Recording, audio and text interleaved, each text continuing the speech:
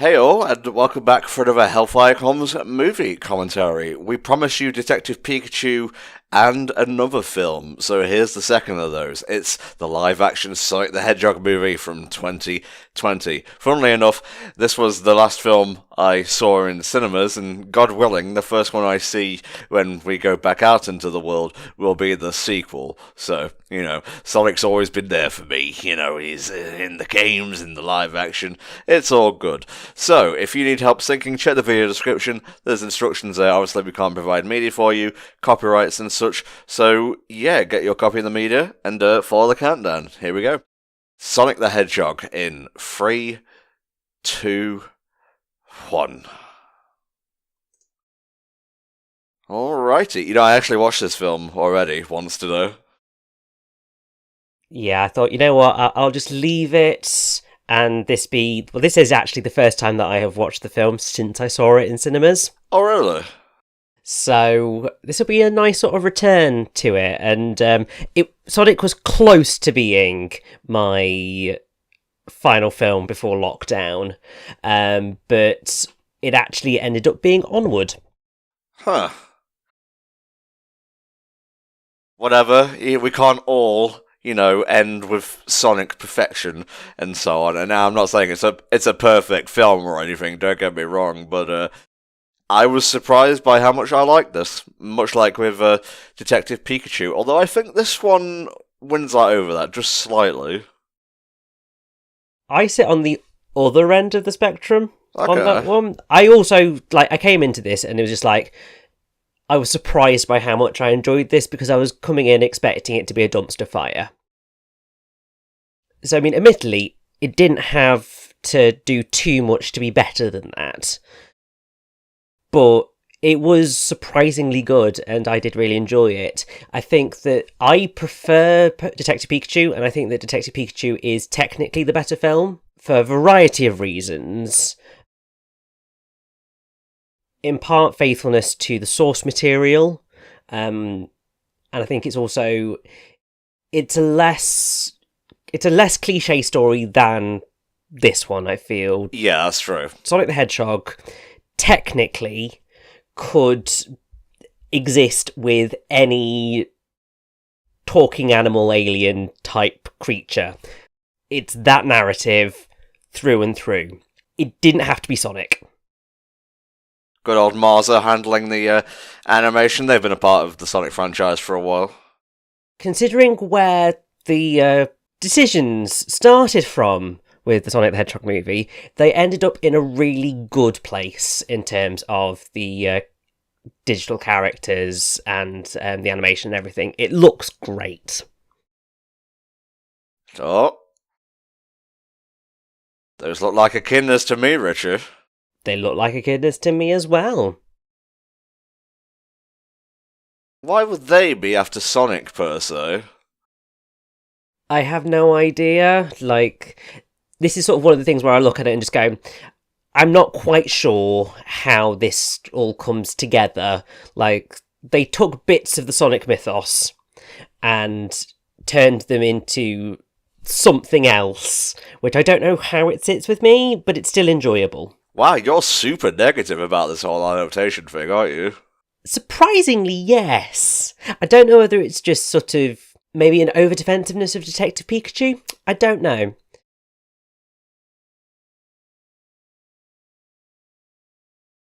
I think it's more... When I get analytical, I tend to always sound a bit more negative than perhaps I mean to be. Alright, well, let me balance it out with some theorising then. Obviously, we all know about the horrible Sonic model, the nightmare creature that was Sonic's original design, but they went back and they made him more game accurate. Longclaw herself doesn't really seem to match Sonic's design aesthetics. I wonder if she was a holdover from the previous design. There's every possibility.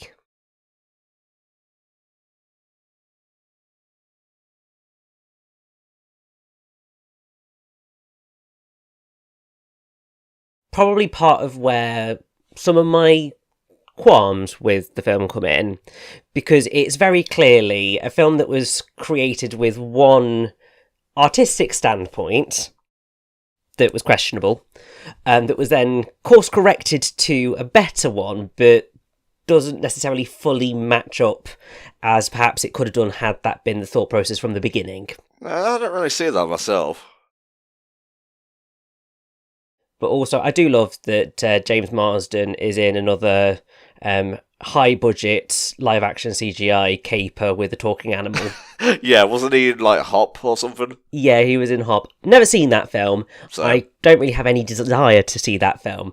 But I do like James Marsden because he's pretty fun and has some really good roles. It's motherfucking Cyclops. How could you not like him? Exactly. Also, Edward in Enchanted. And well, that's true. And he's called Tom as well. So, you know, maybe I'm biased. I mean, to be fair, what better lead character name could there have been for a movie with the Blue Bear other than Tom? It's fate, really, is what it is. So yeah, the movie takes place in Green Hills. Green Hills, plural, is actually the name of a level in Sonic the Hedgehog 2 Master System, I believe. Yes, says the man who, you know, still has not played any classic games. Darling, leave this to me, okay? This is my wheelhouse. But yeah, it's set in Montana. Says population 1981. Kind of missed the trick not calling it, not saying 1991, but, you know, I'm not part of the film's creative decisions. Look out, Mr. Turtle, look out! It's okay.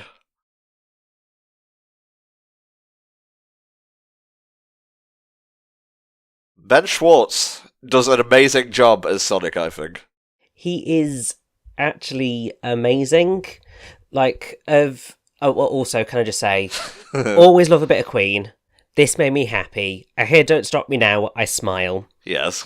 But yeah, Ben Schwartz is probably, like, if they weren't going to go for one of the people who has voiced Sonic in the games, I think that Ben Schwartz was a really good choice to voice him because he's got the right vocal quality, but also the right energy to pull off Sonic successfully. And while this is perhaps a more childish Sonic than most people are used to, it's still very much the characterization of Sonic that we know and love. And I think that, yeah, Ben Schwartz did a truly phenomenal job bringing him to life. Like how Tom Holland plays a younger Spider-Man, he's playing Ben Schwartz, I should say, is playing a younger Sonic here, so it makes sense, and it gives the character a good starting point, you know, growing into the hero that we know, Hilltop Road. There's a lot of really cool little Easter eggs throughout the film. There's a lot of them, yeah. It's kind of ridiculous. I mean, obviously you can look at all the different worlds and think of what might occur. Mushroom Hill Zone, perhaps? Potentially.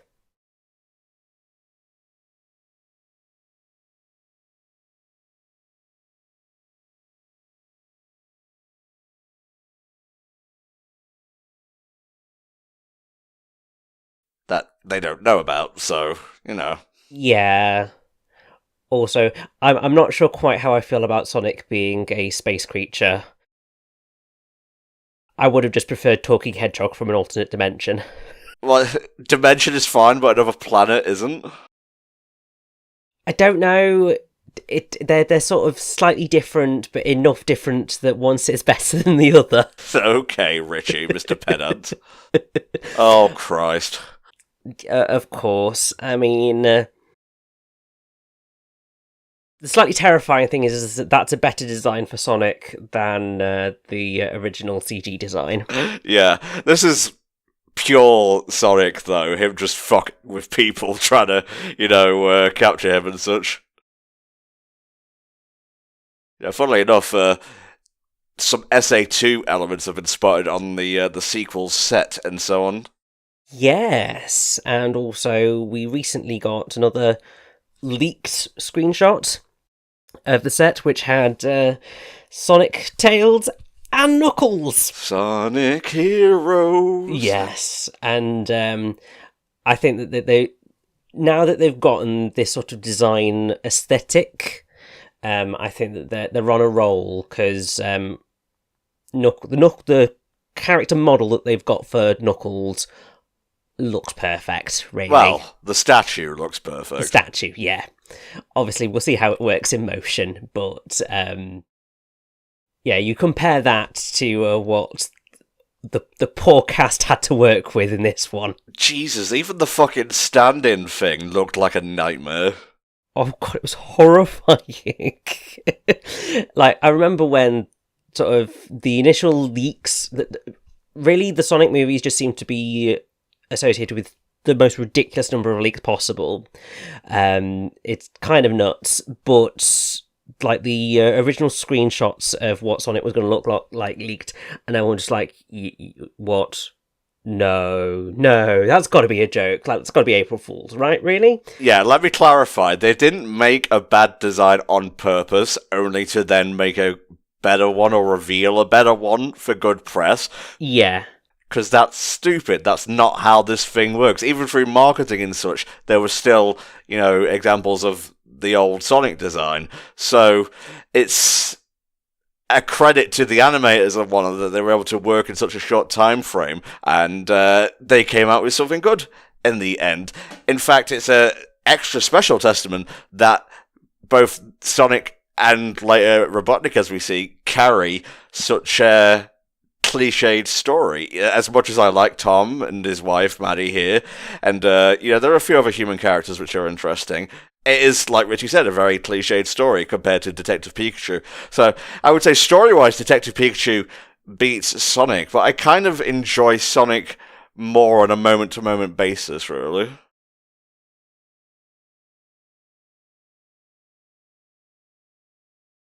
Where I would say it is, Sonic the Hedgehog certainly has some higher highs in terms of the comedy. Like, there are definitely more moments in Sonic where I laughed out loud more than I did in Detective Pikachu. I think that, yeah, I just connect to that one a bit more, but that's fine. Either way, the good thing is that, like, with those two, the reason that they get compared so much is because they came out so close to each other. They're both obviously huge cartoony style franchises. Yeah. Obviously, because of that initial controversy with the Sonic design, people were just like, but Detective Pikachu did fine, how did you not? Yeah. So they're sort of interwoven and interconnected, despite the fact that really they probably should never have been in that way. But both of them did pretty damn well critically, and also really well commercially, because obviously Detective Pikachu broke records for video game film openings, and then Sonic came out and broke the record again, having the biggest opening weekend for a video game film in the US and Canada, and grossed $319.7 million worldwide, becoming the 6th highest grossing film of 2020 and the highest grossing video game film adaptation of all time in North America. Interesting. So I think the thing that everybody needs to look at, while obviously I am going to be the moaner of the film, whereas Tom was the moaner of Detective Pikachu. Was I? I don't think I was. Yeah, a little bit. Alright. We've got two really good video game film adaptations after just decades of dross and mediocrity. Well, I would say they're pretty good kids' films overall as well. Yeah. Like, they are really good for what they set out to do, and they are perfect for their target audience. And that's just a really nice thing to have, because, yeah, as I said, it's been so long without this, despite the potential that has been out there, and the fact that they did well and both got sequels greenlit, and that are obviously being worked on as we speak. It's exciting, and I love that. Still no word on Detective Pikachu's sequel. No, like, obviously it was announced that it was probably, I think, definitely going to happen, but they've been pretty quiet on that front. I suspect that is, once again, Nintendo's whole thing of they like to keep things under wraps as much as possible. Yeah. And they generally do a very good job of preventing against leaks. Whereas, as we know, Sega, not generally that great apart from when it comes to trying to keep a lid on whatever the next Sonic game is, because even though there have been various leaks, nobody knows what the hell's happening there, and we really, really, really want to. For the love of God, it is his 30th birthday, give us something! Yeah, is it protected by Nintendo ninjas? Jesus Christ. Exactly! This whole sequence is very Looney Tunes, by the way.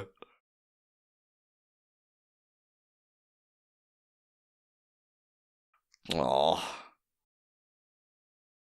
So one of the themes of the movie is loneliness, so I hope you're enjoying this when you sat there on your own, listening to two nerds talk over a video game movie for children.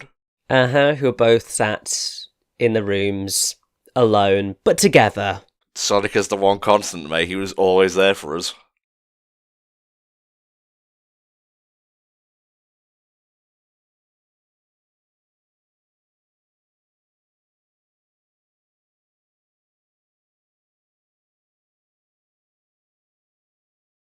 Sonic Boom! Not sure that's an ability that we have witnessed Sonic having in that kind of instance. He has caused Sonic Booms before, and he has caused blackouts, but not necessarily quite like that. Oh my god. Yeah, I would not like his job right now. Poor Wade. You have to imagine on the average day he gets maybe 2 calls. It is not what you want. And yeah, so Wade is played by Adam Pally.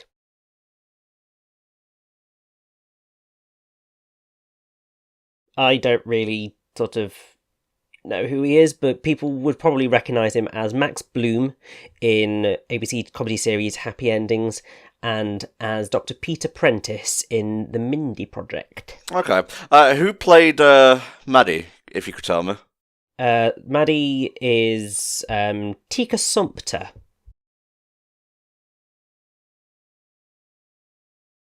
Has sort of done a variety of things, actually. She's sort of been as a host. She's been in sort of critically acclaimed dramas, so she actually played Michelle Obama in the acclaimed biographical romantic drama Southside with You. I can see that. I can as well. But yeah, so she's done a mixture. That guy talking right now, I believe, is Gary Chalk. Do you know who that is? Gary Chalk, he previously voiced Grounder and Robotnik in Adventures of Sonic the Hedgehog and Sonic Underground, respectively. Because I am looking at the Wikipedia page right now and I remembered that bit of trivia. That was just like, there's somebody who's in there, and yes. Yes, very good, mate. I believe he was also Optimus Primal in one iteration of Transformers. I'm not entirely sure about that, though. Well, since I'm on Wikipedia, I might as well find these things out. Yes, so Optimus Prime in the anime English dubs of Transformers Armada, Transformers Energon, and Transformers Cybertron. Also, that whole trilogy. Cool. Basically, yes.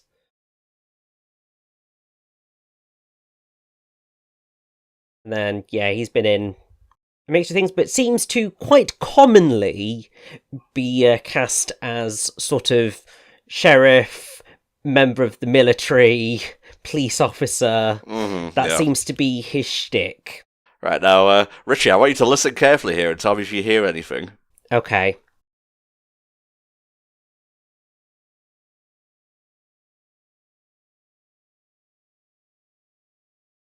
That is Robotnik's theme from Adventures of Sonic the Hedgehog slowed down. Oh, you see, I would never have actually recognised that. Alright. Give me a video game song, I'll recognise it. Anything else? Less so. So, perhaps the biggest get for the movie, Jim Carrey as Dr. Robotnik. Interesting idea to have this movie be an origin story for the character. I feel he was perfectly cast. I have mixed feelings. Oh, for God's sake, get on with it then. He does a really, really good job at... I mean, he basically just plays Jim Carrey here. Which He does, it's yeah. thoroughly enjoyable, really quite funny, but then I sort of look at this and go, that's not Eggman. And I think that is partially just because I have the game version of Eggman so heavily ingrained in my psyche that anything that's not that just feels odd. And obviously I'm just really used to hearing Mike Pollock's voice as Dr. Eggman. That's what I see as Dr. Eggman. Of course. And so obviously Jim Carrey does something different, and that is fine. I think I just sit on the... doesn't necessarily feel like my Eggman, but as I said, that is fine. My Eggman. Jesus Christ, Richard. Well, of course, he's not the Eggman that we all know at this point. You know, he's just starting out right now. You can see the ego there. You can see the obsession, the OCD tendencies there. And yes, Jim Carrey is just basically playing himself. But that coincidentally happens to line up a lot with what makes Eggman or Robotnik or Eggman, so... You may notice the egg-shaped drones already. I think really, that's probably my main problem, is that he wasn't round enough. Give him some time. I've heard things. I think Jim Carrey wants a fat suit for the sequel. They bloody better give him one, because otherwise, like, even though obviously Eggman has previously been known as Dr. Robotnik, and obviously is in this film, in the Japanese, obviously he was Eggman from the beginning, and we've known him as Dr. Eggman for a lot longer, in terms of consistent use of the name, than Robotnik. And that's part of the joke.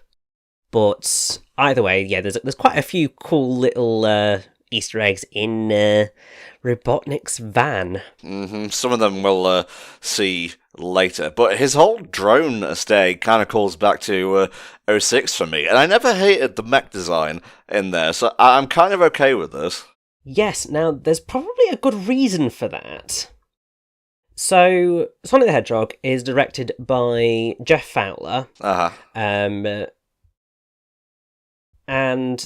there's a reason why things probably a little bit similar, because Jeff Fowler directed the cutscenes for Shadow the Hedgehog, and I believe he also worked on Sonic the Hedgehog 2006 in terms of the cutscene direction. Well. So it would not surprise me that there is that sort of similarity, and that might also go some way to explaining some of the original design philosophies behind things, because if that is what Fowler previously worked on, that was probably the most realistic looking world that Sonic had existed in up to that point. And also that Eggman ultimately probably looks closer to where Jim Carrey is and will eventually end up by the end of this film. But yeah, I just love the whole white and red kind of military-esque aesthetic. You know, it's fitting. He works for the government here. There's a user called Ket Art Dragon, K-E-T Art Dragon, who made a potential Metal Sonic design with that aesthetic, and it looks great on its own, but painted blue, it looks phenomenal.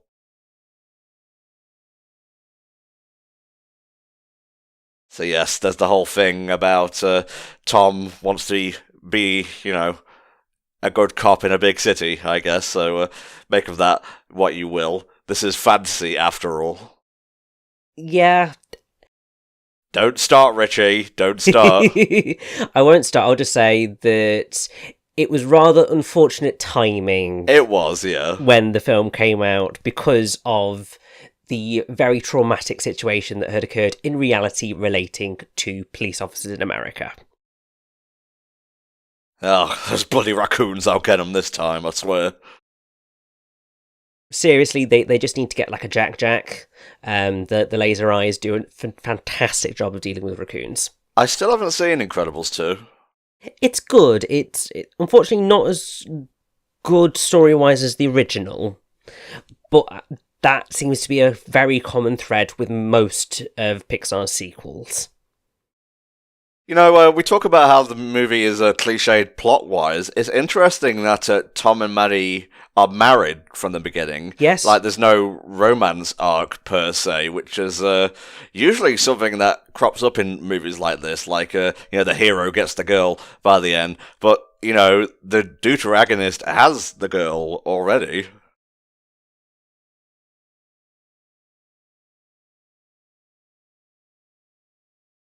Meow. Ugh. Iconic. For all the wrong reasons. Obviously, this looks so much better now, but I seem to recall, was it Tanner? Somebody that I follow on Twitter told the story of sitting in a cinema when the original trailer played, and basically just the entire cinema, when that moment came on, just went meow, and then just pissed themselves laughing.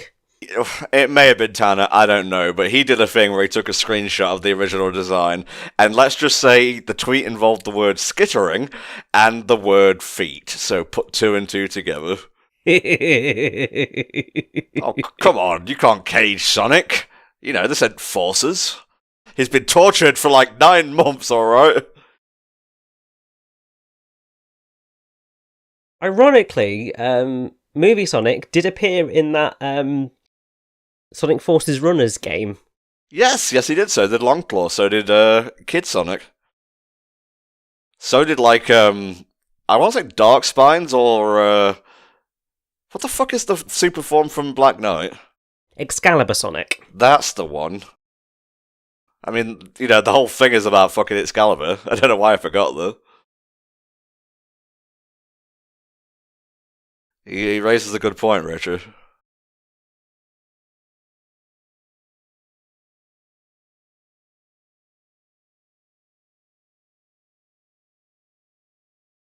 Also true.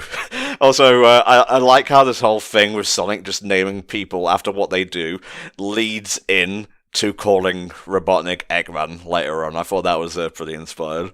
Oh yeah, I think it's definitely something that works really well.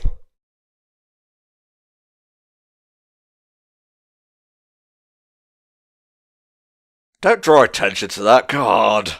There's enough Sonic shit on the internet without you making it worse.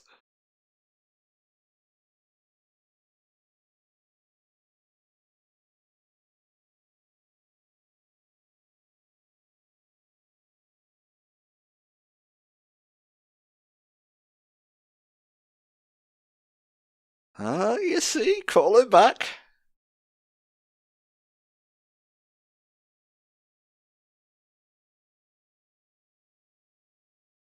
Yeah. What did he just say, Tom?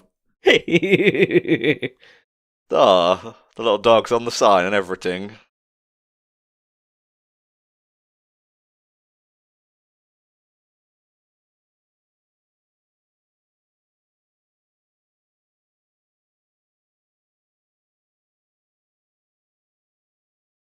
Oh, very classic Sonic thing to just have a bit of a motor mouth.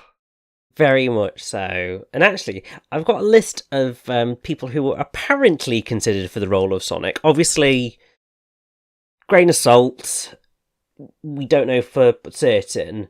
But apparently, people in the lineup were Tom Holland, Josh Gad, Chris Pratt, Andy Samberg, Bill Hader, Will Forte, Jim Parsons, Charlie Day, Paul Rudd, and Adam Devine. I would have been fine with any of those, but I'm kind of attached to Ben now, so. I think that maybe only I don't think any of them would have worked as well as Ben. I think that all of them would have something that wouldn't quite work right. Yeah, I guess Tom Holland would probably be a bit too straight-laced for one thing. Also just too young. also immediately associated with Spider-Man right now, and that's not drama you want. Josh Gad, as amazing as he is at what he does, his voice is Olaf. You don't want to make Olaf and Sonic have the same voice, because they do not match. Yeah, Tom Holland could make a good Silver, I guess. Yeah, I think that would be a better fit.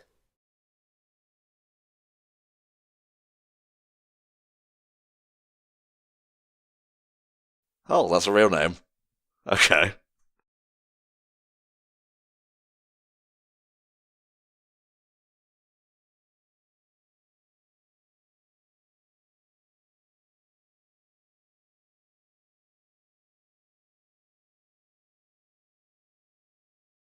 Again, Jim Carrey-isms, but it matches Robotnik's egotistical nature, and that's a Carrey-ism.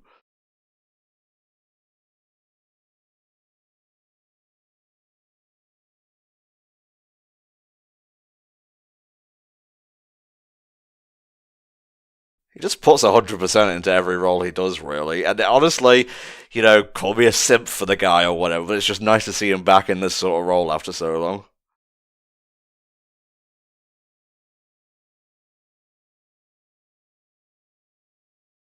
Because I think the last time that I really remember watching him in anything was Kick-Ass 2. And while he was good in that, I know that he felt very uncomfortable about being in that film. At least after the fact, anyway. Well, it was the whole gun thing, wasn't it? I think so, yeah.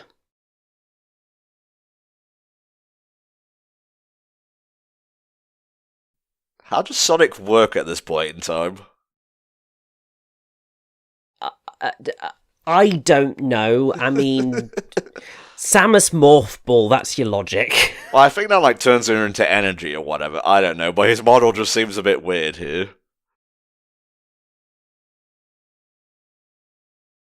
I suppose it's how it happens with hedgehogs. It's just that obviously because his spines are bigger. Yeah, true. It doesn't quite seem as normal. And because what the games tend to do is sort of switch models. So you've got rolling model and running model. Yeah, very true. Whereas obviously this one attempts to slightly more have a logical, this is how his body fits into that ball approach. Because that's generally how you have to go with films, even though you're still working with effectively separate models. Oh, what have we here?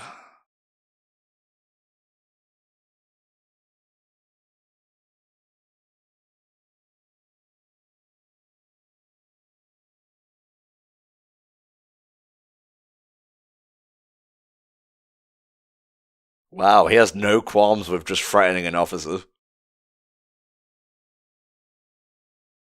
Dark! But then again, to be fair, Eggman does not really care about whether he causes damage to people. He was once perfectly willing to blow up an entire city. I'm really surprised that missile failed an adventure. Yeah, I don't expect his workmanship to be that sloppy. Got him.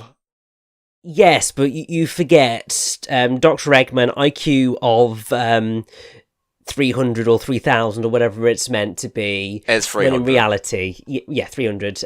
When in reality, it's probably closer to 50, because even though he can do these amazing things, he lacks complete common sense. Well, intelligence and wisdom are very different stats. This is true, and actually surprisingly common when you look at anybody who tends to work in academia.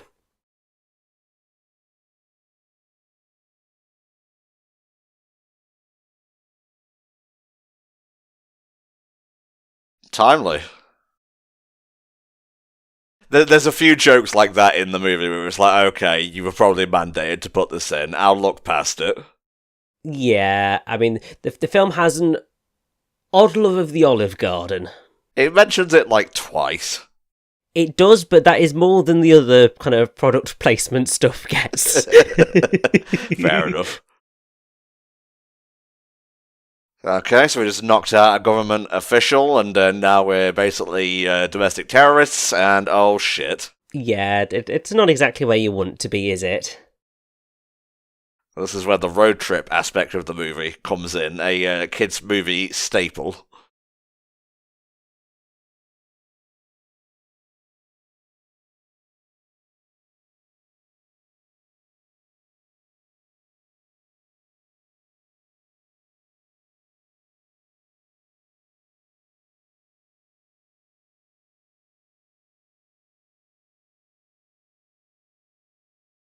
Stone is basically just the Scratch and Grounder and Orbot and Cubot for this movie, really. I have to wonder if he'll be replaced when Robotnik comes back in multiple sequels, and his sanity just gets lesser and lesser. It's very possible. Or maybe he could just put Stone's mind into a machine, and we get Orbot that way. Also, equally very possible.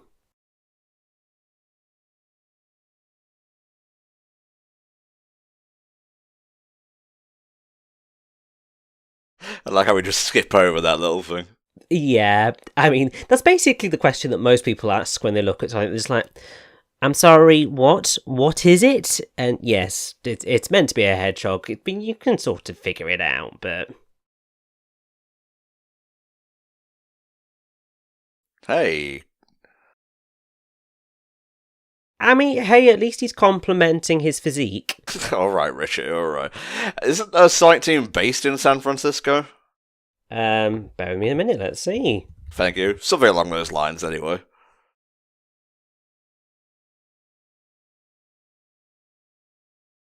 This isn't the end of Act 2. You can't have us splitting up yet. Look at how Detective Pikachu did it. Yes, so Sega Studios USA is in San Francisco, California. Boosh, there you go. Formerly Sonic Team USA. Although it became defunct in 2008. God damn.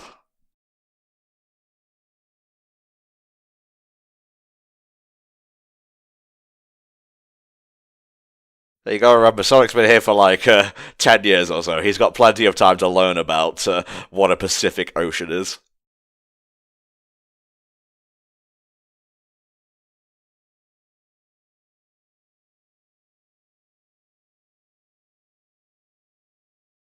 Imagine being the guy who shot Sonic the Hedgehog.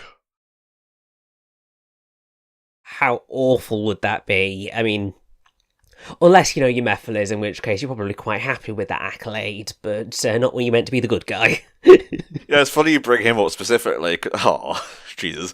There was a listing recently for new merch, and there's a Mephiles plush coming out. Of all the characters to get merch. Especially considering, for the most part, Sega and Sonic Team have tried to act as if 06 didn't really exist. Well, it didn't really. It retconned itself. I mean, this is entirely true, but you know what I mean. They sort of ignored it for a very long time, until the social media accounts got very memey. Yeah, until they figured out that a product that was mediocre that they sold to people could be used for social media yucks. There's my cynicism.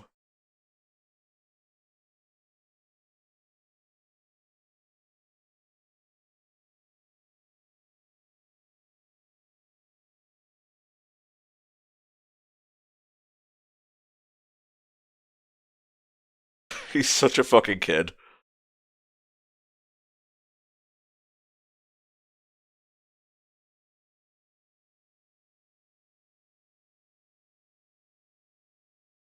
Yes, a baseball cap. Very important if you want to go on the run. It works for a Bucky in the MCU. Exactly. You just need a baseball cap and you need some shades. That's how you go undercover. Nobody recognises you at all.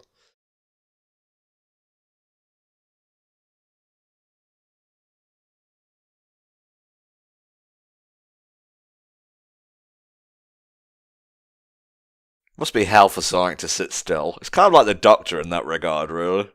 Yeah, very, very much so. Sonic in a car? That would never happen. Oh my. I remember Pat of Two Best Friends fame talking about the scene in particular where he's like, Sonic has to sit in the car and then just looks out and sees the most fun thing ever.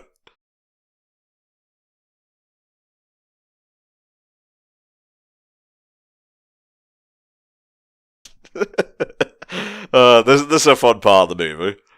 That's sort of where the film shines, is in sort of just those moments of simple joy of just Sonic being allowed to be Sonic.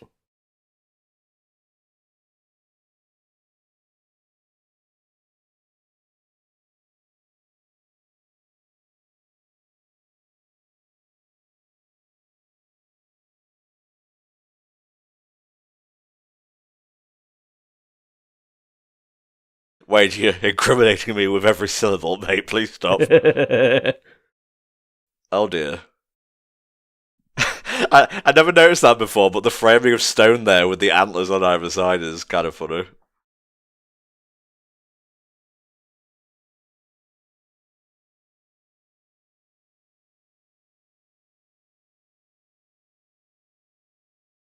He hit him in the eye socket, basically.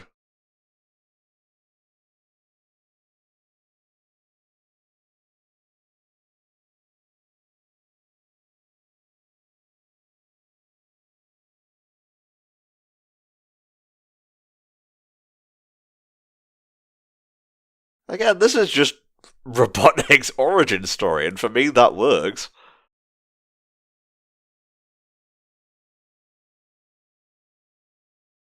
Part of me looks at it and goes, I think because the characters have existed in the public consciousness for so long, did we necessarily need an origin story for any of these characters? But it works as what it wants to be, so that's fine. Also, mustache game, completely on point.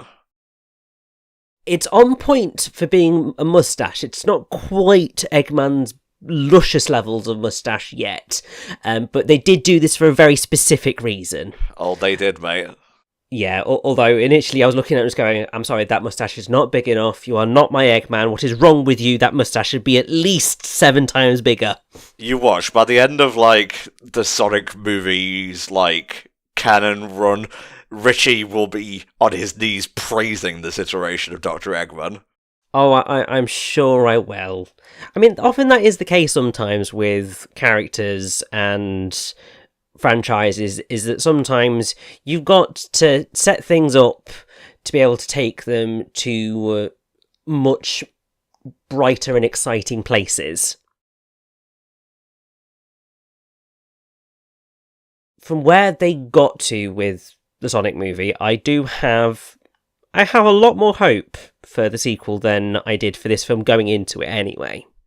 There's a lot of, like, love and creativity put into this that offsets the cliched nature of the plot and, you know, some of the jokes that don't particularly land, per se. So that's why I was basically positive from the moment I came out of the theatre and was like, yep, the sequel is going to be great. They did well. So I think this is one instance where, like, the director and writers having more creative freedom will pay off in the end.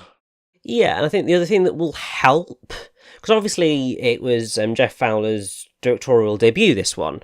So, I mean, that always comes with its own issues, not say sort of negativities at all about the quality of the direction. It's just that when it's your first big thing, you're always going to come across things that you didn't necessarily expect, and you learn from that and you become better. So undoubtedly, the next one should be even better than this one. Yeah, I have no doubt, really. And if it's not, then, you know, the Sonic community will just do what it does and moan and bitch about it. I mean, even if it's good, it'll moan and bitch about it because that's what the Sonic community does. I assume you're including yourself in this community. Of course I'm including myself in that. See, that's what sets you apart from a lot of the Sonic community. Self-awareness. Exactly.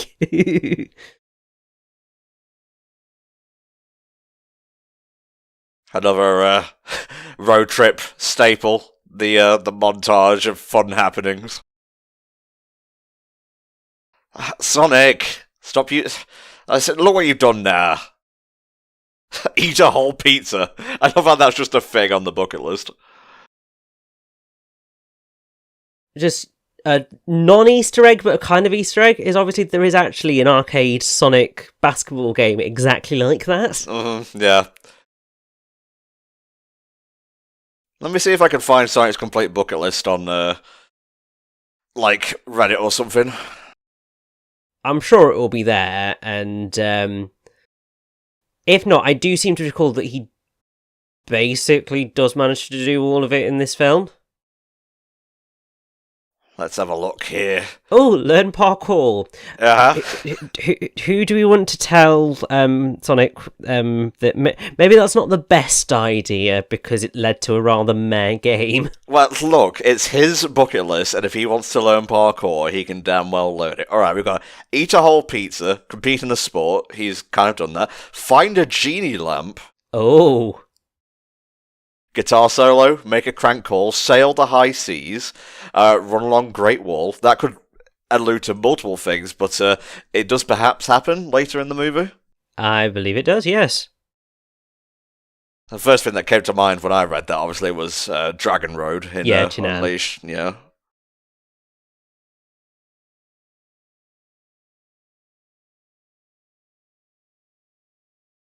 Nah, mate.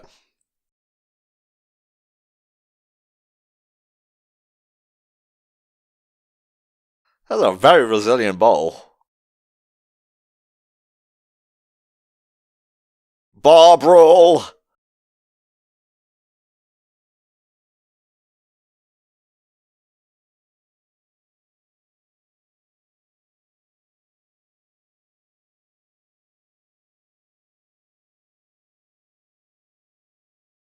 Time to play Sonic, Jesus.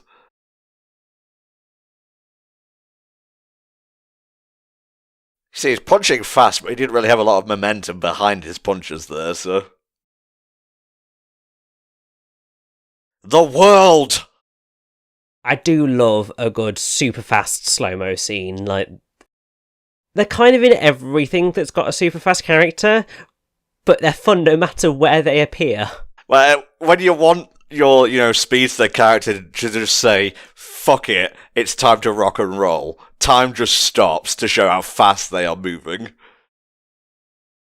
It's not quite on the same level as the two Quicksilver scenes in the Fox X-Men movies, but for, this character and this particular set piece, I really enjoyed this. This is a highlight of the movie.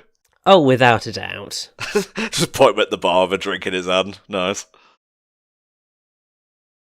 Hey, it's Chili Dog. I think I first had a chili dog when I went to Summer of Sonic. I can't remember what year it was, but they were nice. To be honest, they would never sit well with me, but that's just because I don't do chili. I don't do anything hot or spicy, so would not work. You thought he was running on the ground, but it was the ceiling. He's just that fast.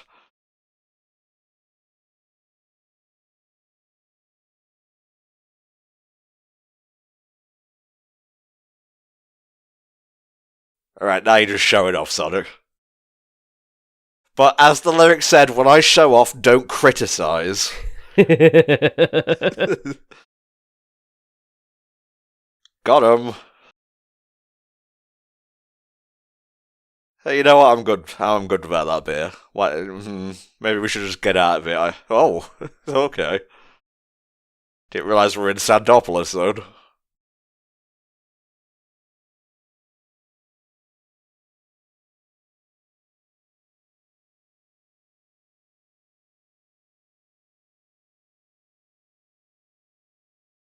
Nailed it. Guys, you left the things on the front. Oh. No! All that wonderful milk and chips. What a waste.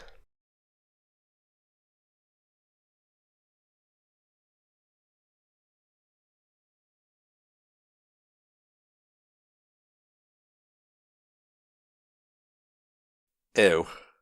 Yeah, also another horrifyingly timely reference there, because only like a few weeks later, nobody could buy toilet paper anywhere. God, is Sonic like a harbinger of the fucking apocalypse or future times? Clearly.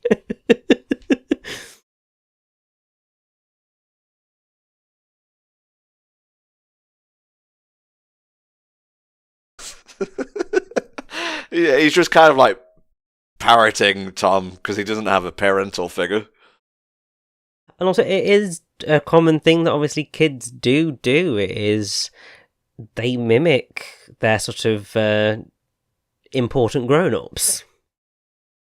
Like, I mean, that in particular also leads to one of my favourite sequences in Bayonetta, where you have Cereza just mimicking Bayonetta's poses, and it's just so adorable. I love how the first instance of a chili dog in live action is preceded by the wettest fart imaginable. That's a kids' movie level joke, though. Yeah, I mean, there are very few kids' movies that don't have a fart joke of some description. And part of me looks at that and just goes, do better. But for some reason, kids love it and find it hilarious, and so they keep putting the damn thing in there. Well, I've been rewatching Kid Icarus's videos recently, and he picked up like a kids' magazine, and it was like primarily Fortnite with a ton of fart jokes in it. I guess, yeah, you must have a point there, Rich. In a way, it makes sense because you think back to everybody's sense of humour when you're a kid, and it's general. Well, obviously, it's a lot more immature than when you grow up. And I think that probably the reason that fart and poop jokes end up landing so much better when you're younger is because it seems... Oh, it's so cute. It seems naughty and inappropriate, and that just makes it funnier. And unexpected, yeah. Even though when you get older, you look at it and just go, that was like the most obvious thing you could have done. What is wrong with you? Wow, we're spending a lot of time on this one throwaway joke. What did you expect? It's what I do. I spend ages rambling on about random, minute points. I've seen worse, honestly, Rich. You are probably like a 5 on the scale.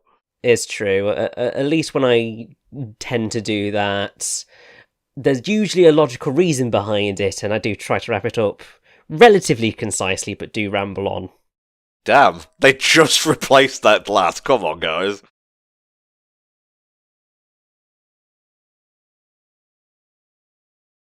Stone must really have, like, great benefits to his job and whatnot to just up and, like, not just up and leave. It's either that, or I don't think this was necessarily intentional, but it does come across very much like Stone may or may not have a little bit of some sort of weird crush on Robotnik. It's fucking Jim Carrey, who wouldn't?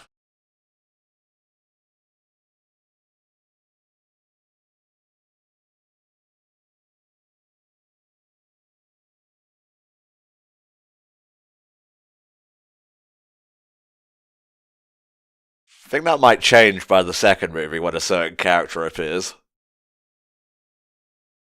Sonic's annoyed face is the funniest thing. I know.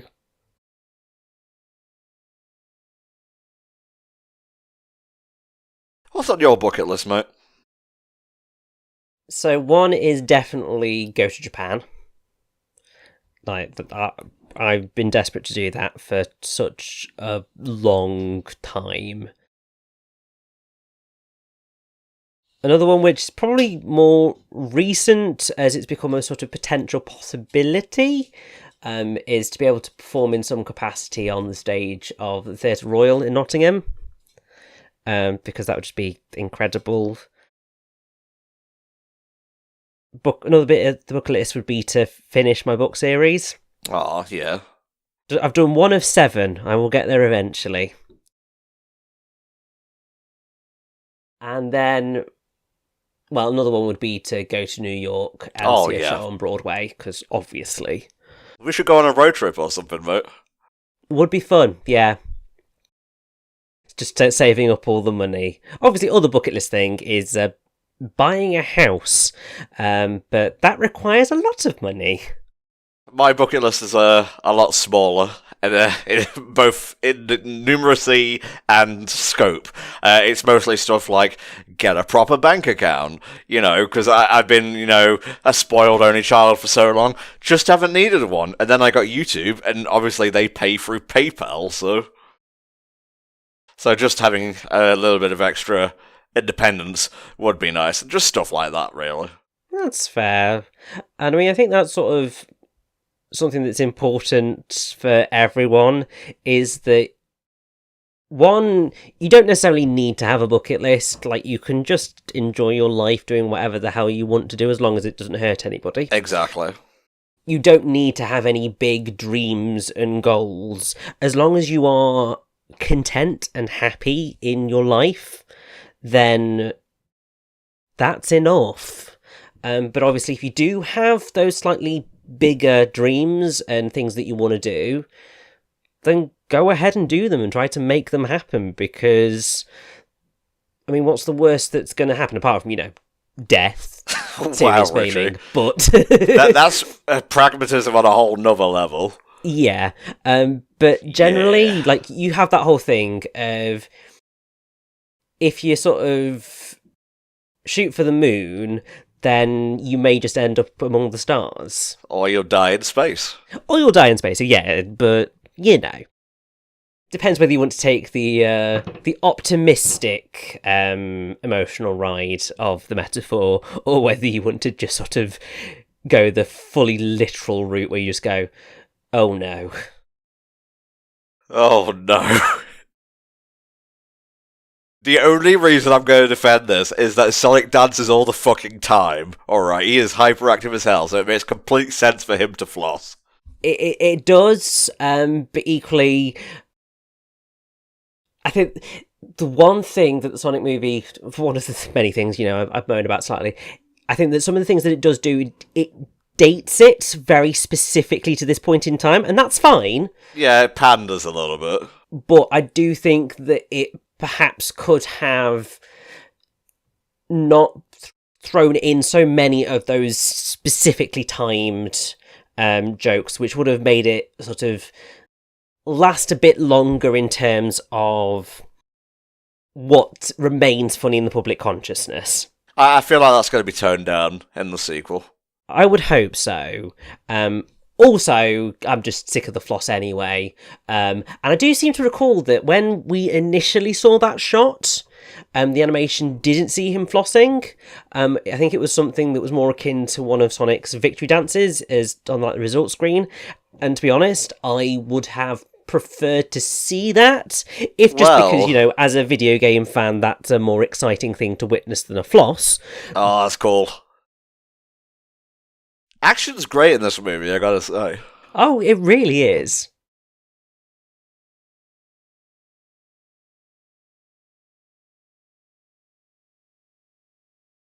No, you didn't. This thing just will not die.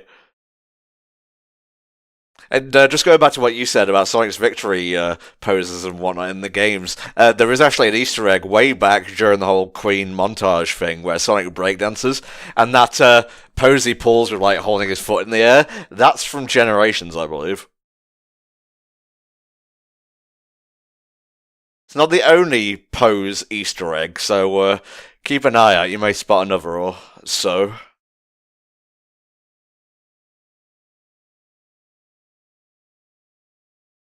I would not really like to be trusting the driving to to a hedgehog who's actually not really tall enough to drive. He's like, what, 3 foot? Damn, man, that's one hell of a torch. Sorry, a flashlight.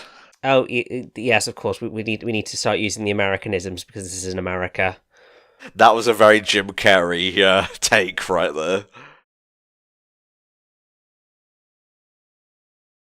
Now, I think changing the character model for Sonic was almost 100% a success, but they kind of forgot to take into account or factor in one or two things when making the change and not changing the script. You'll see what I mean in a second. Do you know what I'm talking about, Rich? I can't actually remember. Why doesn't he just take off the glove? Oh, yes, of course. Because the original design did not wear gloves. Of course.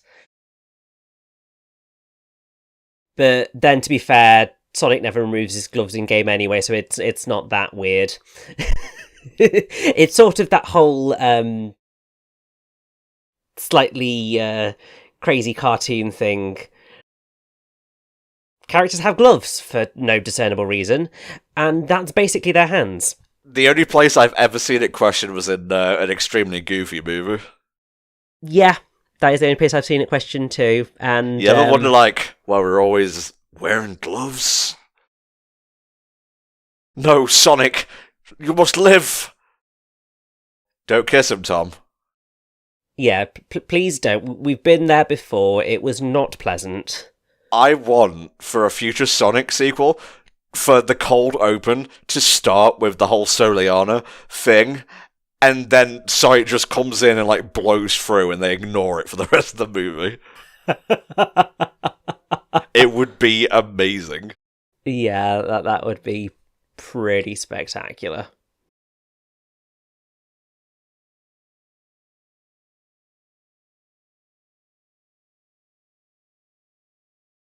Stone is so used to this. Look how unflinching he is. I know. Like, this is kind of typical abusive relationship. It's not okay. I know it's not, Richie. I'm trying to be better, alright?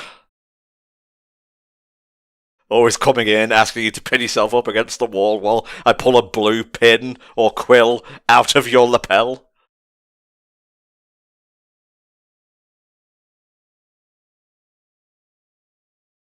Another careism. He's like, you want a taste? Oh boy. Like, if you weren't already a convicted terrorist, this would draw some unfriendly eyeballs to you. It very much would do, but also I just feel really sorry for Tom, like the amount of destruction that has followed his property so far. Like, his home has just been obliterated by gunshots, and his Land Rover has also been completely wrecked. Saving a lot on CGI here by just keeping the model bundled up. They are, yes. I mean, just think about it this way. Obviously, what is under there is the hideous Sonic model. Oh no. I wouldn't even recommend looking it up as a joke. It honestly makes me uncomfortable. Agreed.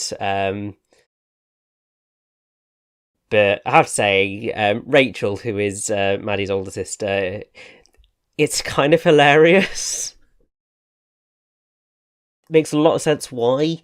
So she's played by Natasha Rothwell, who worked as a writer on SNL. Oh, okay. And then gained further fame working on the HBO series Insecure. Well, she's not my favourite character or anything, but she adds a nice little bit of levity to scenes like this. I mean, the thing is that, like, she's the side character of a side character. Like, that's as side as you go. Well, I wouldn't say no to her coming back in the sequel, but I'm not lining up being like, oh shit, like the fucking sister-in-law's back, hell yeah. But it's a funny side character who brings a different tone of comedy to the film, and that is definitely appreciated. Speaking of a different tone of comedy, this whole scene is kind of like a break. It's just like, we've got to ironically slow down a little bit, and here's Jim Carrey being Jim Carrey. Badniks! I love how there's a self-destruct switch as well. Yeah, I mean, that's very Robotnik, very Eggman. Now, I think if you go back and you slow down the footage when he's picking his songs, he has a Crush 40 playlist. I don't know, but I feel like that's probably correct. I'm gonna Google this and see.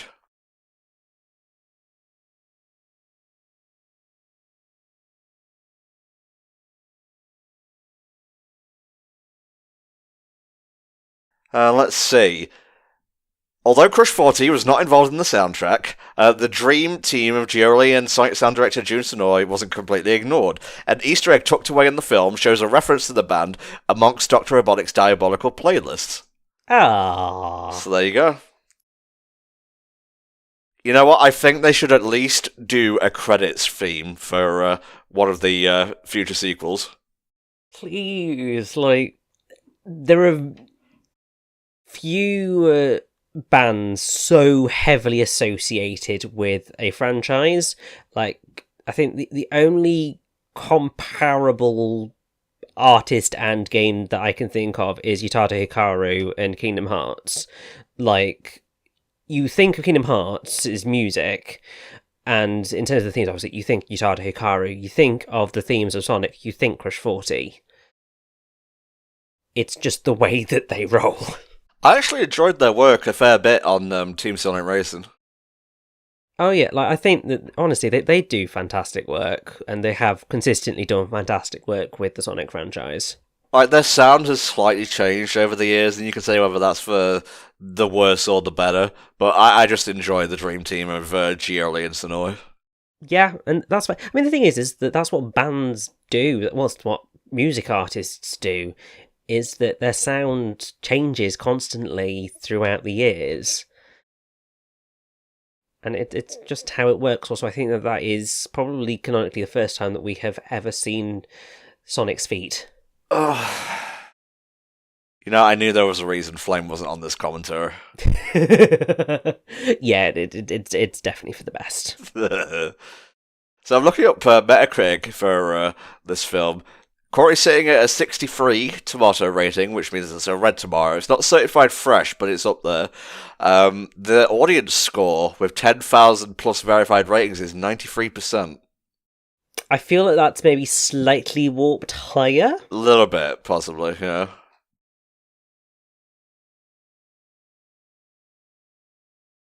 I do think that the Sonic movie it's great, but I would probably, as a critic, thinking it purely through a critical eye and not as a person who loves the character of Sonic and would probably have been happy with anything of this ilk anyway. Oh, of course, yeah. I would personally give it probably a 7 out of 10, kind of as a critical perspective, whereas I'd probably give Detective Pikachu an 8. But they do sit pretty close together on that spectrum. For me, I'd probably say Detective Pikachu's an 8. This is an 8.5. The 0.5 is probably just like a Sonic bonus. That's fair, and I think sort of that is, like, in my perspective, I'm kind of looking at and trying to say, right, take my personal biases out of this, just look at it purely as how does this function as a movie, how does it function as an adaptation, how, etc, etc, etc. So I think that critically, they got it pretty much right on in terms of the response generally.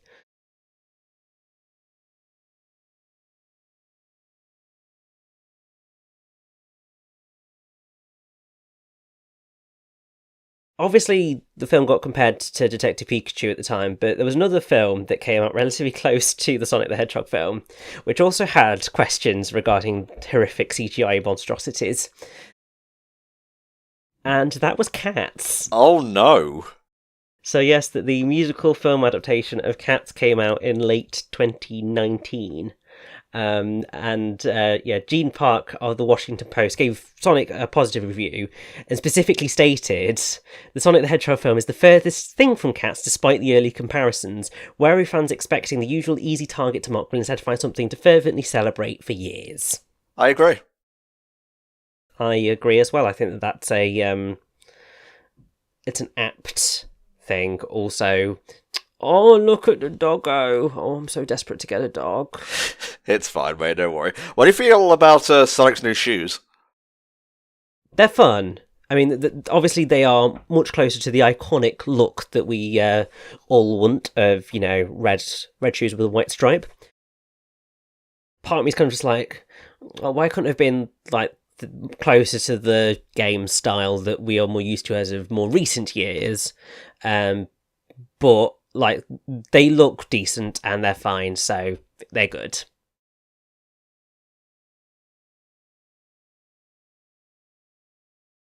What? Whatever, just let the kid drive. It's not like you're going to see him again after this. It's very true.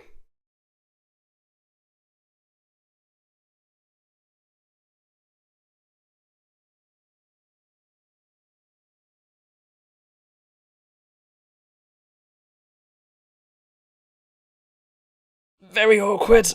Yeah, don't think about it too much. Your head might explode. Also, you could ask, why didn't Sonic just run up the side? Well, probably because he'd get spotted.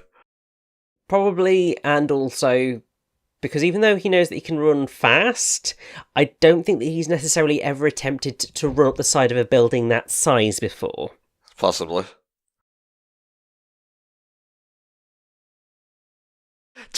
Everyone involved in this film, actually, is having a whale of a time here. Oh yeah, and I think, honestly, that is what helps elevate it, because you can tell that the cast are enjoying themselves.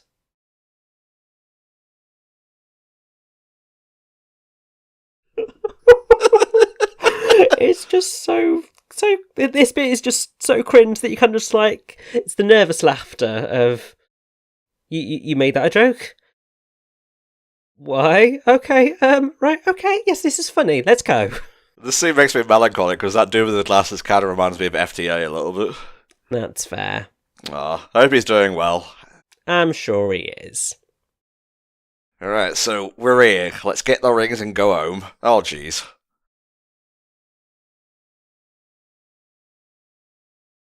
Another fart joke. Alright, we're good for the rest of the movie now, Rich. We bloody better be. You know, you might think this whole ring transportation thing is, like, a bit out there, even for Sonic, but this is actually a thing straight from the games. It is. I think the only bit is that generally when we've seen the rings that do the transportation, it's just been like the special rings to take you to the secret special zones, and also they're generally big to begin with rather than beginning as the classic Sonic the Hedgehog rings and expanding. But you just sort of, you roll with it. Sonic pun.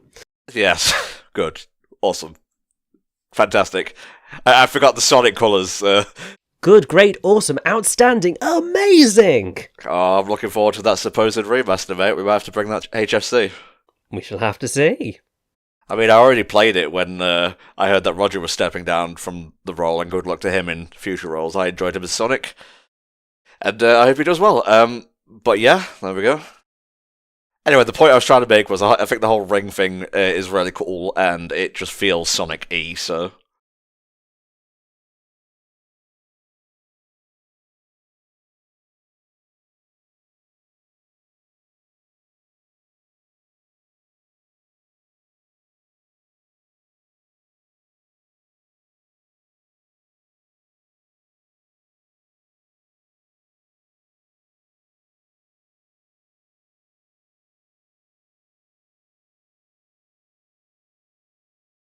Aww.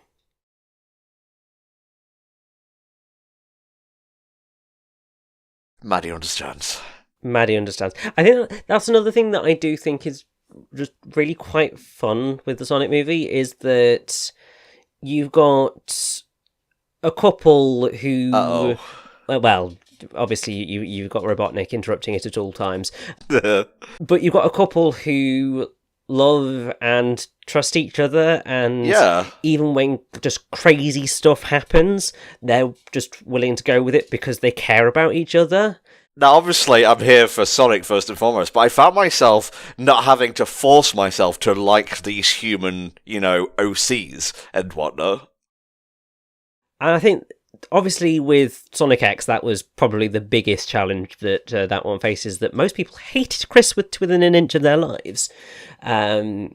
Whereas, yeah, Tom and Maddie are just likeable characters and sort of have realistic relationships and hopes and dreams, and that's just really nice to see. And also, yes, this design for Robotnik's outfit is obviously much closer to standard Eggman, and that's great. It's getting there. It's not quite there yet. No, we still need mustache to grow quite a bit, and also we need those eyes covering, because while he has got the goggles there, obviously he needs sort of a permanent set of glasses instead. Indeed. So obviously we have the first, name drop of Eggman, which, like I said, Sonic nicknames things in this canon, so it makes sense for the name Eggman to come from that sort of thing.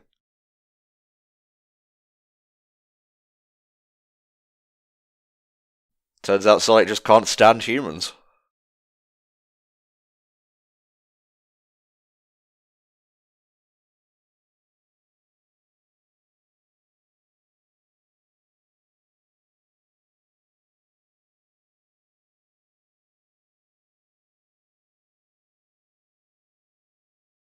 This scene is fantastic. It doesn't necessarily move quite as smoothly as it could do, but that is obviously because they had to reanimate the entire bloody thing with a different model, which has different proportions and so on and so forth.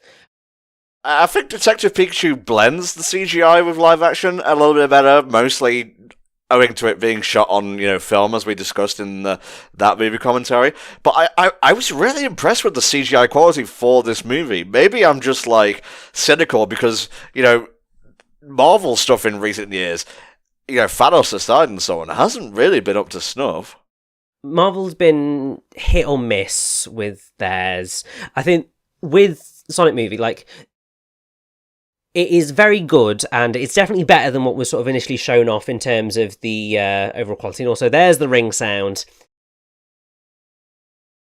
It does work better, and they got the coloration a lot better. I was watching, so the Corridor Crew, they've yes. got their excellent series of CGI artists, VFX artists react to, and obviously when the original trailer came out and when the updated version came out, and they reacted to it and compared and contrasted, and it was very much things like they got the colouring a lot better here, the scenes on the road trip, the greens of Sonic's eyes were much closer to match to the greens in the grass in sort of this more modern iteration than they were in the original. So they did a lot of really excellent work updating it, making it a lot better, but clearly they were working under intense time pressure to get this done. And I think had they, whoever made the decision of that original Sonic model needs to pay up for what they put the production through, because if they'd been working with that model from the beginning, I think that we would have ended up with something of an even higher quality than we actually ended up with, because obviously they had to deal with that, and with the sort of time crunch that they had to get it finished, they did do a stellar job. They really did. Well, I feel like one of the execs... Oh, here's the other reference, by the way. That is a Sonic render, a modern Sonic render. I think, the CEO or whatever, I don't know who, what position they were in. They were just oh, it doesn't matter, just put it out, kids will watch it and whatnot, and were baffled by the backlash and whatnot.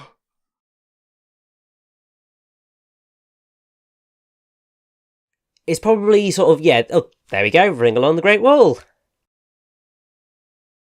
Perfect. I think that is sort of one of the things where, once again, because I've been doing it through the entire film, you compare and contrast Detective Pikachu and this, is that Detective Pikachu didn't smack so heavily of executive interference.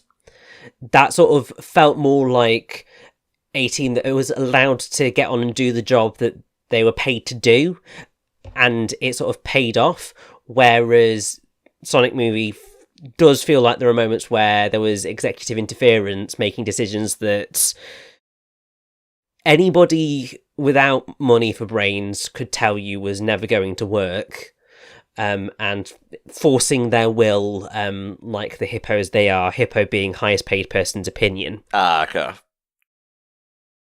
And that ends badly, as evidenced most recently by the European Super League in football that occurred and died within a weekend, because everyone was just you greedy bastards, sod off. Who's dating it now, Mr. Man? hey, this is a commentary. Commentaries are allowed to be dated because we're humans, whereas stories, it depends whether you want to date it or not. Sometimes you want to date it for specific reasons, but in these sort of fantasy type worlds, I personally prefer it when they're not quite so easily dated. Just because it allows them to be a little bit more timeless, even when you have other things that do date things. Really. I love this rivalry between Tom and Robotnik. Got him. He has embraced it! Donut Lord lives! This is a very...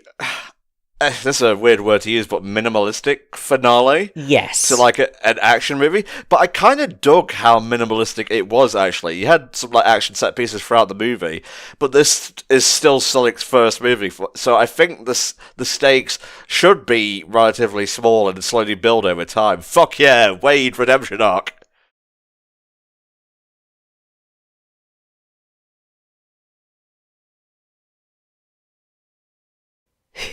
Jesus Christ, Carl. You just go ahead and put that down. But I do think that it does work very well for the story they were telling, because Sonic's entire motivation throughout the film is that he doesn't want to be alone anymore. And so it makes sense that it ends with him finding the people who care about him, even if they sort of didn't necessarily know about him, caring because, they're good people.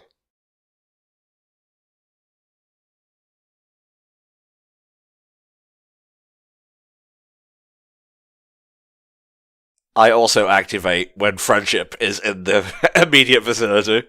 I mean, yes, because obviously my friends are my power and I'm theirs. Wrong franchise, but same message. And I don't know what it is with people looking at characters that go super fast and going, let's make everything electric. Well, I mean, it's a type of energy. It's true. Part of me looks at this and just goes, did they decide to do that because of what they were doing with Justice League's The Flash at the time? Because it's kind of exactly the same look and feel. Mate, The Flash has had a lightning bolt symbol since he was created. That's true. But that's sort of why you look at it and you go, is there a bit of a Flash reference going on? Because Sonic's not quite ever done this before, but that's fine. What a shot. That is a cool shot. I overuse the word kino, but there are some kino shots in this movie, and that was one of them. This is also a good one.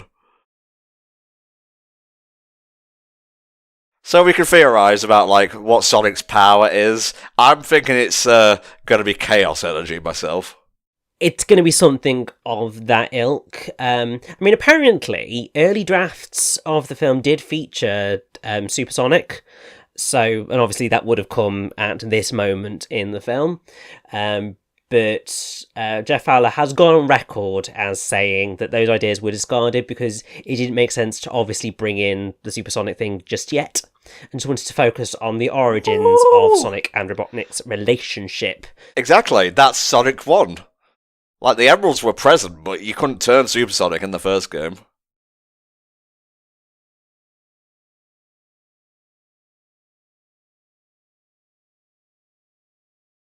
Send that ass back to Arkansas. Maybe not Arkansas, but somewhere that he's not going to appreciate it.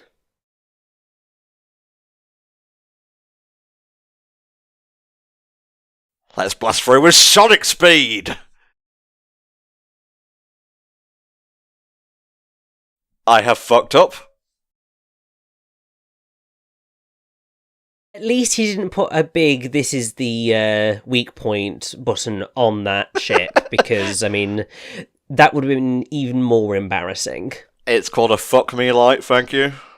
I know, but I was trying to be a little bit more family friendly after, I dropped one swear word a little bit earlier.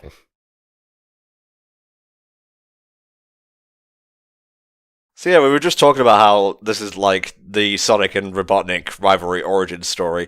A lot of stuff for the sequel movie seems to combine elements of 2 and 3, because, Knuckles has been sighted and so on. We may see a two-tailed fox pop up as the stinger to this movie. I don't know why I'm like trying to avoid spoilers. It's been out for over a year. You should have watched it at this point. Yeah, and also, like, it was one of the many things that got leaked very quickly after the film came out, of everyone going, "Oh my god, Tails!" Wonderfully voiced by Colleen O'Shaughnessy, who obviously voiced Tails in the games. Yeah. Although whether Colleen will come back to voice Tails for the sequel is up for debate. I guess we'll see. As long as like either The Rock or Jason Momoa play Knuckles, I will be fine. I mean, that would be pretty cool. Although I wonder whether they might have a look at some of the people who may have been initially thought to be cast for Sonic. Because I think of someone like Adam Devine would potentially be a quite good Knuckles. I think Jeff Fowler knows what the fans want, really. Oh yeah, I'm sure he does, and well, I would hope he does. Like you can see like more Sonic fan service, like pushing to get out of the box, and a little bit of a Green Hill jingle here, which is very nice.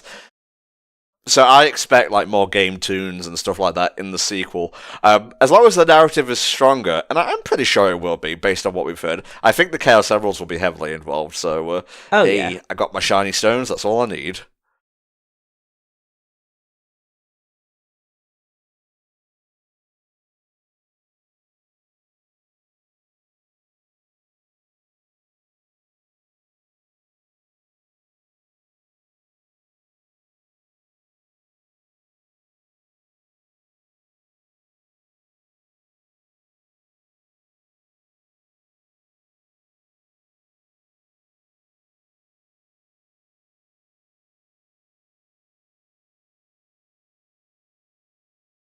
Oh my god, Jesus Christ! This is funny though. This is a very like government is completely useless joke to give like the savior of the country or whatever a fucking gift certificate to fucking Olive Garden. Yeah, I mean it sounds about right.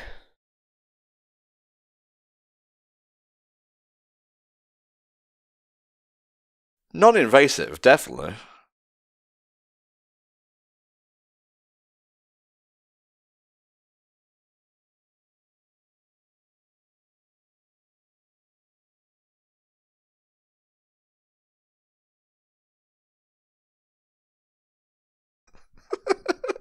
What a random joke.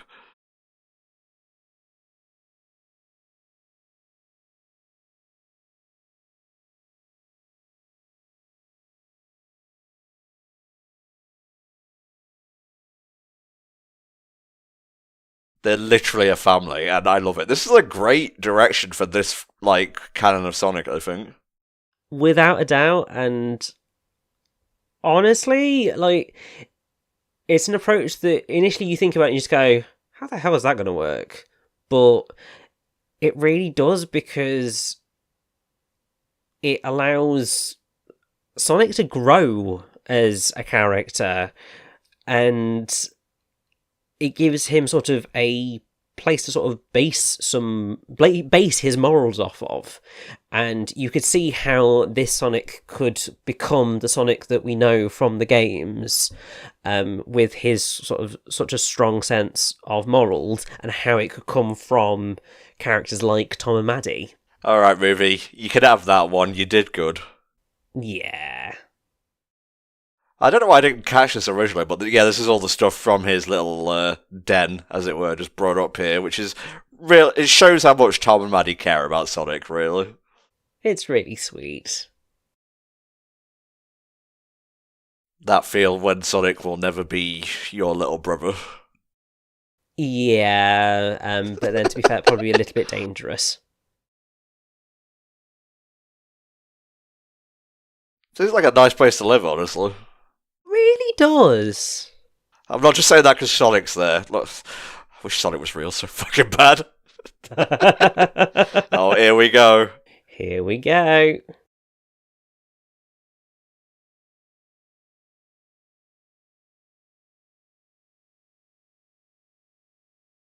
A little bit of red in the nose there.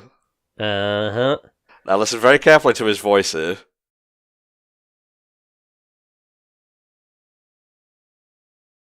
Just here.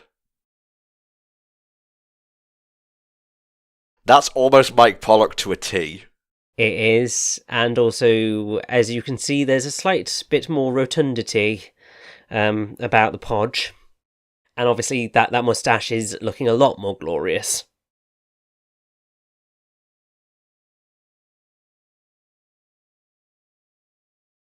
Not quite true, but hey-ho. Little reference here to the Death Egg robot from Sonic 2.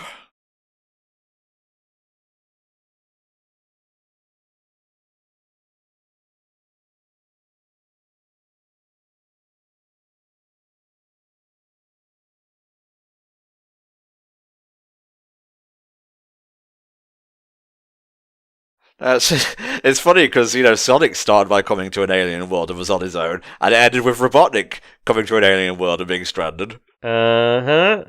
They are very much parallels in a lot of ways, and this is great, although it bothers me that they use the tan arms design instead of sticking with the movie one.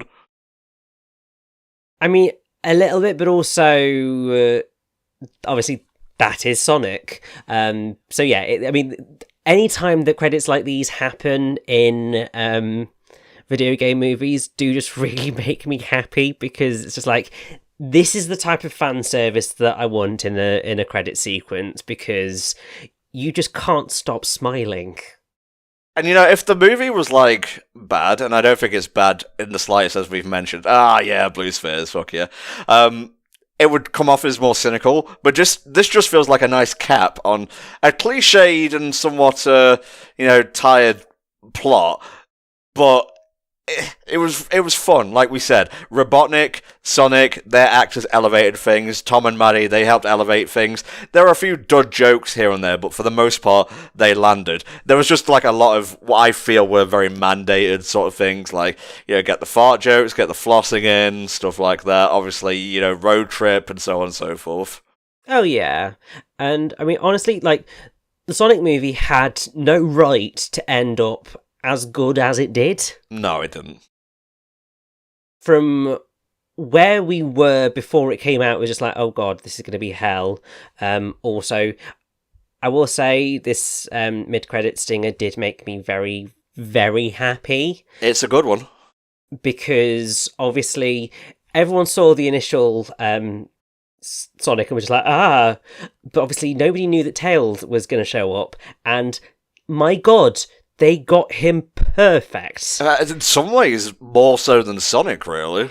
Yeah, I think that is partially helped by the fact that obviously Tails is very clearly a fox, and so creating a fox's fur texture is a lot easier than figuring out Sonic's, because Sonic's got to be both spiky and not at the same time. Yeah, and also there were rumours of a classic Tails model, if you want to put it like that. I don't think that ever existed. I don't think Tails was even a factor until the redesign. But yeah, so glad Tails is in this. Obviously, we have Knuckles coming up in the sequel, so I'm very hyped for the sequel, honestly. And you can bet your ass that we'll do a commentary for that once it comes out and whatnot. But hell yeah, we've come to the end of the movie, mate. So your final thoughts on Sonic the Hedgehog 2020? So yeah, Sonic the Hedgehog was far better than I thought it was going to be, and far better than it had any right to be, and rightfully brought back a lot of love to the Sonic franchise that had been missing for a very long time. They kept pissed it away with forces and whatnot. So much goodwill after Mania just shot out, just down the drain. Exactly. So it did a fantastic job, and that really is to be commended, and it's a really fun film. It's not perfect. It has, I would argue, more fundamental flaws in terms of some of its thinking and plot elements than other similar films. Yeah. But it still works, and you can watch it and it just makes you smile, and really that's all you could ask for this type of film. The fact that it has heart in it as well, it's brilliant. So I really enjoy it. There's soul here, there's heart. You can tell, like, the right people are working on it, even if some people behind the scenes would prefer it to be more rote, run-of-the-mill, and so on. But in spite of itself, in spite of those supposed mandates, which I can't prove either way, so you're just going to have to take my word for it, this is a really good kids' movie, a great adaptation. Also, just to butt in, Tyson Hess, who came in and helped save the day. He helped tremendously to get things back on track here. Like, I don't want to evangelize the dude, but I respect his work, and I'll leave it at that. But yeah, this is a wonderful kids' movie, a pretty good adaptation. I can't wait for it to become a great adaptation with the introduction of Tails, Knuckles, Chaos Emeralds, etc. And very much looking forward to the sequel. Maybe get some more game tunes in there, and we'll see what's what. But like I said, Detective Pikachu may have had a stronger story, but overall I think Sonic is the better movie. But I'm looking forward to both sequels, so surprise me. You know, I'm on board fully right now. So yeah, I think we're done here, Rich. Yeah. Thanks for listening to our commentary, Sonic the Hedgehog 2020, guys. And thank you once again for donating to Spar's thing for charity, because that's what got you these commentaries in the first place. We'll see you next time for another edition of HellfireComms at the Movies. Bye-bye.